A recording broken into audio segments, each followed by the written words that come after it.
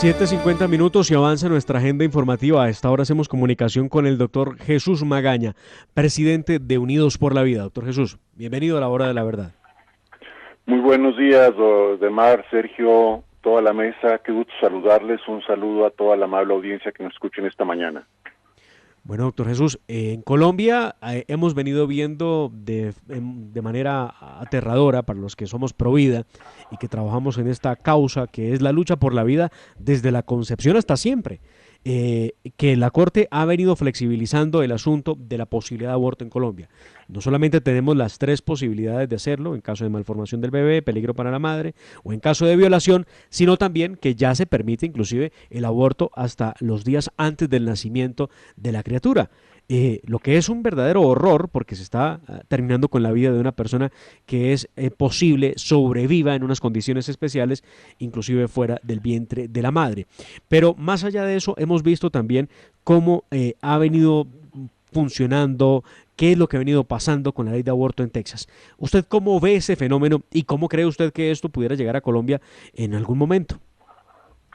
Sí, muy importante la observación que haces. Mira, realmente estamos observando cómo en el mundo la marea está cambiando. Es decir, se está reconociendo la gravedad del crimen del aborto, la gravedad del horror de este sufrimiento de estas personas inocentes.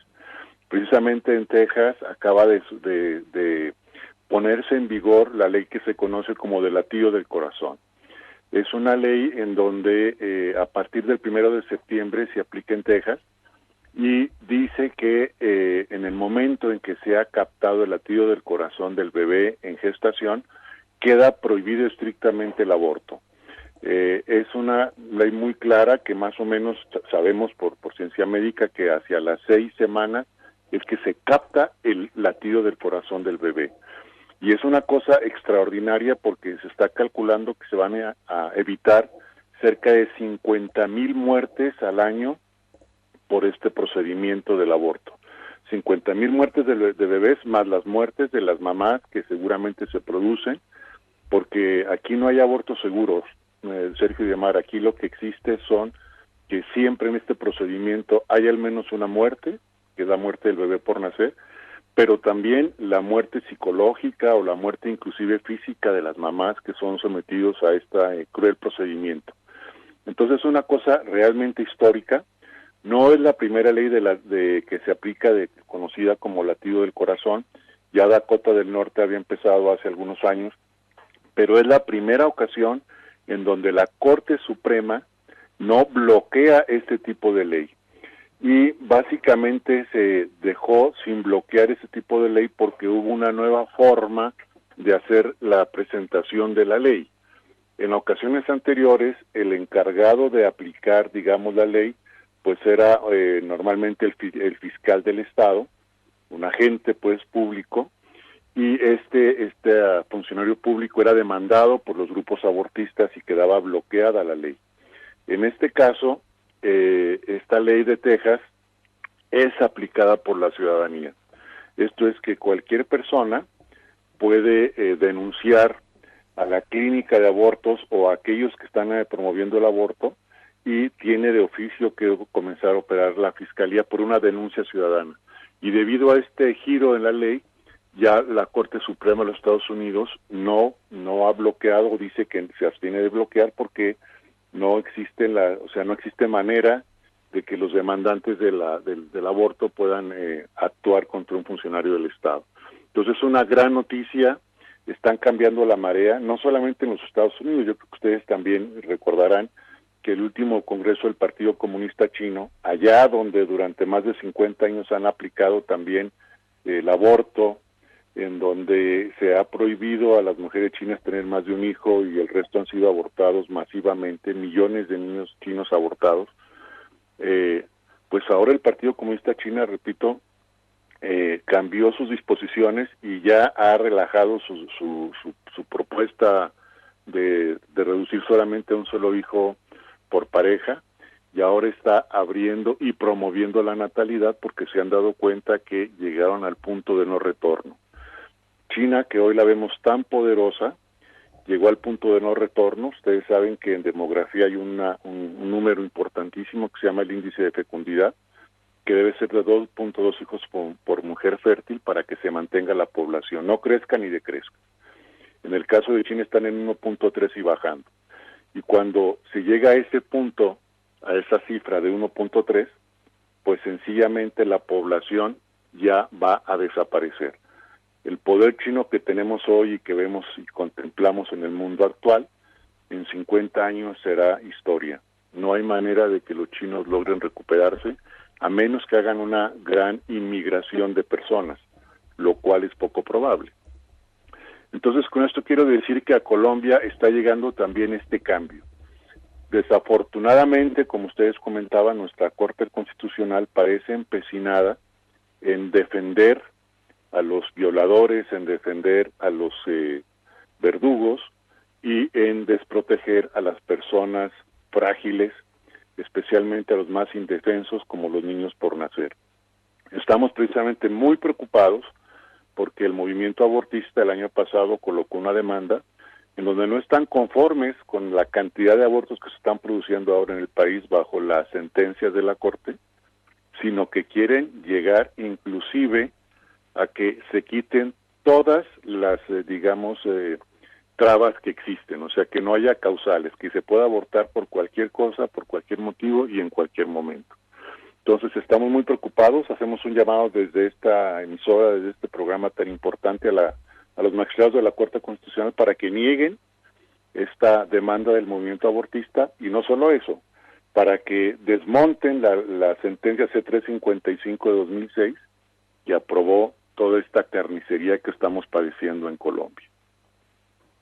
Pues interesantísimo e importantísimo el paso que da Texas en ese sentido, que usted además nos comenta y nos explica de qué manera, señor Magaña, con los buenos días. Lo saluda Sergio Held.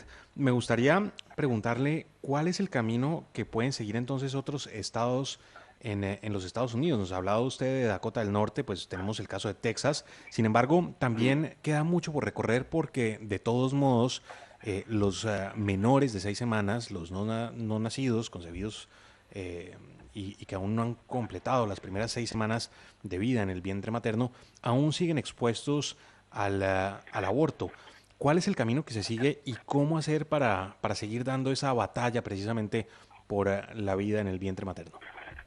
Pues precisamente hemos comentado con todos nuestros amigos del movimiento Pro Vida en los Estados Unidos que están alegres, entusiastas, pero todavía no suficientemente satisfechos por el esfuerzo que se ha hecho por más de 50 años.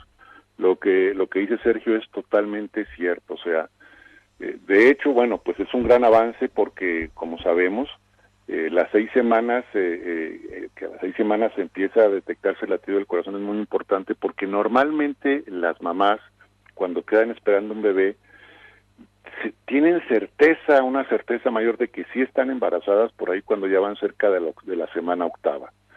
Entonces las 6 semanas es apenas como que sí, como que no, será que sí estamos esperando, y si en ese momento ya se garantiza la vida del bebé, es un gran avance. Pero como muy bien dice Sergio, no es suficiente, hay que garantizar la vida del bebé desde el momento de la misma concepción, de la fecundación. Entonces sí hay otros estados, ahorita está yo creo que en este otoño va a haber alguna disposición, alguna claridad sobre la ley que se está aplicando ahorita en Mississippi. De hecho, en el estado de Mississippi y de Tennessee han sido los estados también pioneros, junto con Luisiana, y ya están a punto de lograr que la misma Corte Suprema ratifique sus legislaciones. En este momento en Texas, repito, la Corte se ha abstenido, hay un gran movimiento jurídico de todo el lobby abortista. Recordemos que la gran industria del aborto mueve millones y millones de dólares. Está ahí metida la IPPF, que es la International Planned Parenthood Family, que contrario a su nombre, pues no tiene nada de paternidad ni de familia, destruye la paternidad, maternidad y destruye la familia. Pues estos han colocado unas grandes demandas en los diferentes juzgados para ver si logran bloquearlo. Hasta el momento no. Desde el 1 de septiembre está operando esta ley. Hay muy buenas posibilidades de que sea así. y que sirva de fundamento para las otras leyes que vienen en camino de los demás estados. Si esto es así, se va a romper la tendencia mundial y esta gran industria del aborto se va a quebrar y no va a tener manera precisamente de seguir empujando el aborto a otras naciones. Aquí tenemos la sucursal de la IPPF, que se llama Profamilia, que repito, pues desafortunadamente no tiene mucho de familia, de nada de familia ni de pro, y ellos son los que aquí en Colombia han promovido fuertemente pues esto del aborto. Ustedes recuerdan que hace menos de un año fueron los que llevaron a cabo el aborto del bebé Juan Sebastián, este bebé de una pareja de Popayán, en donde la mamá fue prácticamente secuestrada por Profamilia, la subieron a un avión, se la trajeron a Bogotá y mataron al bebé Juan Sebastián aquí en la clínica de la 34. Un bebé de 8 meses de gestación fue abortado por un método muy sangriento, pues el papá de Juan Sebastián, Juan Pablo, rogó, imploró hasta el último instante, luchó por la vida de su bebé, y Profamilia de una manera, digamos, cuasi clandestina asesinó a Juan Sebastián y destruyó la vida de este papá y seguramente de esta mamá. Y no le ha pasado nada, sencillamente se amparó diciendo que según la sentencia C355, cuando existe grave riesgo de la madre, se puede abortar. Y ellos argumentaban, repito, que había un grave riesgo de salud mental. Y como tenía grave riesgo de salud mental, mataron a este bebé Juan Sebastián. Y ustedes saben que bajo este argumento de la salud mental, se están haciendo el 98% de los abortos en Colombia. El 98%. No es por violación, no es por malformación del bebé, sino por grave riesgo de salud mental. Y ellos equiparan el grave riesgo de salud mental a una depresión, a una angustia, a un miedo que se pueda presentar durante el embarazo.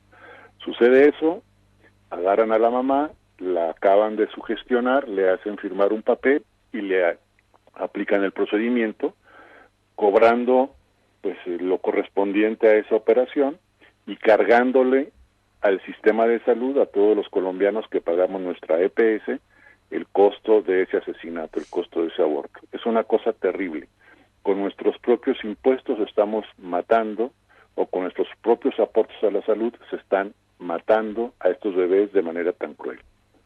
Es inexplicable, doctor Magaña, cómo Colombia, en el caso, por ejemplo, reciente de la sentencia de la Corte Constitucional, donde le dice no a la cadena perpetua para violadores y asesinos de niños, haga luces inclusive del derecho internacional, de la Convención Interamericana de Derechos Humanos, donde precisamente está claro que no solamente toda persona condenada tiene derecho a una instancia, a un juez natural, sino que también dice que nadie debe ser sometido a torturas ni a penas o tratos crueles, inhumanos o degradantes, por lo mismo a preservar la dignidad inherente del ser humano, y bajo ese argumento se cae la cadena perpetua en Colombia. Pero también es increíble que utilicen este argumento, pero que dejen pasar por alto el artículo 4 de la Convención Interamericana de Derechos Humanos, que dice: toda persona tiene derecho a que se respete su vida.